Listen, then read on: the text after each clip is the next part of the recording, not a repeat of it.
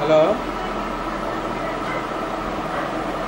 ఏమైనా డాక్టర్ గారు, మీరు మీకోసం ఎంతసేపు ఇస్తాను?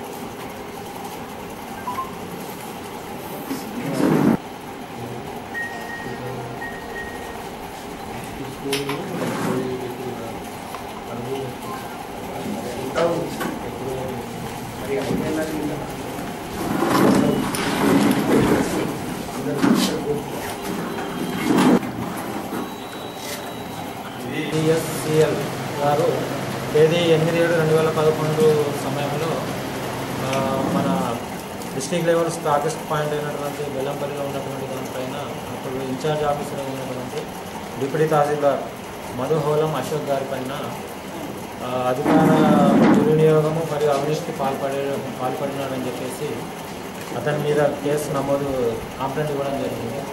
అటు ఫిర్యాదు పైన నిందితుడైనటువంటి డిప్యూటీ ఎంఆర్ఓ గారు దాదాపు 51,482 రూపాయల చక్కెర, బియ్యం, పప్పులు, నూనె, పామాయిల్ తర్వాత గోధుమలు ఇవన్నీ డీలర్లకు అమ్ముకోవడం, తక్కువ రేటుకు అమ్ముకోవడం, వాళ్ళ నుండి ఎలాంటి డీడీలు కూడా తీసుకోకుండా దాని ఇష్టానుసారం అమ్ముకోవడం జరిగింది. దానిపైన అంతేకాకుండా అతను ఇంకా దాదాపు 2,67,000 రూపాయల డీడీలు కూడా గవర్నమెంట్కి ఇవ్వాల్సింది ఇవ్వకుండా అవి కూడా మిస్ప్లేస్ చేశాడు. దానిపైన కూడా ఫిర్యాదులో పేర్కొనడం జరిగింది. అటు ఫిర్యాదు పైన కేసు నమోదు చేయడం జరిగింది. ఆ కేసులో ఎంఆర్ఓ గారిని 11/8/2011 నాడు అరెస్ట్ చేయడం జరిగింది.